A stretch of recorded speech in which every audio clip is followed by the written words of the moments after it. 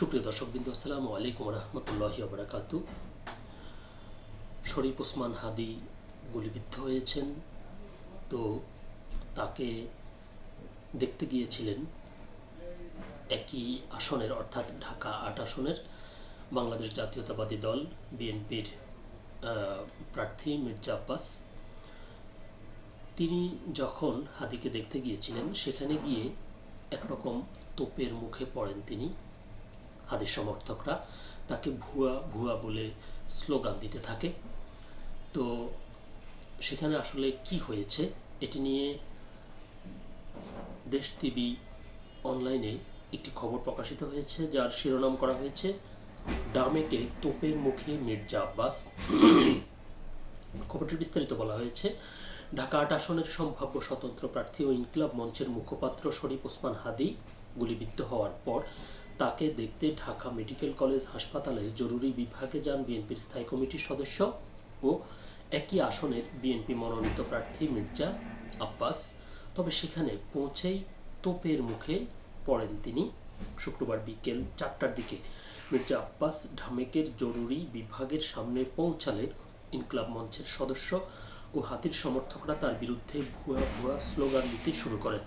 পরিস্থিতি উত্তপ্ত হয়ে উঠলে তারা তার দিকে তেড়ে যান। সরেজমিনে দেখা যায় স্লোগান ও উত্তেজনার মধ্যে সেনাবাহিনীর সদস্যরা দ্রুত মির্জা আব্বাসকে নিরাপত্তা দিয়ে হাসপাতালের ভেতরে প্রবেশ করান। বাইরে তখনও ইনকিলাব মঞ্চের কর্মীরা নানা ধরনের স্লোগান দিতে থাকেন।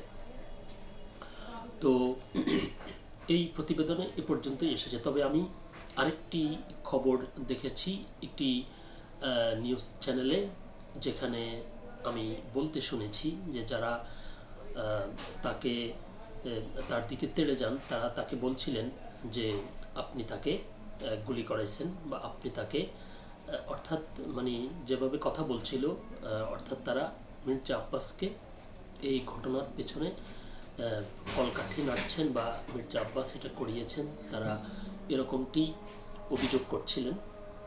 তবে এটি সত্য মিথ্যা এটি হয়তো আরও সময়ের সাথে সাথে পরিষ্কার হবে। তবে আজকে একটি ভিডিও ফুটেজ, সিসিটিভি ফুটেজ অনলাইনে প্রকাশিত হয়েছে। সেখানে দেখা যাচ্ছিল যে দুজন ব্যক্তি একটি মোটরসাইকেলে করে এসে ওসমান হাদি অটোরিকশায় যাচ্ছিলেন। তার রিকশা ঘেঁষে একেবারে কাছে এসে প্রথমে তার সাথে একটু কথা বলে, তারপরেই হাতে থাকা অস্ত্র দিয়ে তাকে গুলি করে দ্রুত মোটরসাইকেল নিয়ে পালিয়ে যায়। তো এখন এটি কারা ঘটিয়েছে বা এর পিছনে কারা, হয়তো তদন্তকারী সংস্থা এবং আইন প্রয়োগকারী সংস্থা সহ পুলিশ অর্থাৎ যারা দায়িত্বে রয়েছেন তারা বিষয়টি অবশ্যই গুরুত্ব সহকারে এটি খতিয়ে দেখবেন, যেহেতু প্রধান উপদেষ্টা ডক্টর মোহাম্মদ ইউনূস এটির নিন্দা জানিয়েছেন। এছাড়া বিএনপির মহাসচিব মির্জা ফখরুল ইসলাম আলমগীর সহ বিভিন্ন রাজনৈতিক দলের নেতারা এটি নিয়ে ক্ষুব্ধ প্রতিক্রিয়া ব্যক্ত করছেন। সকলে ভালো থাকবেন, সুস্থ থাকবেন। আল্লাহ হাফেজ।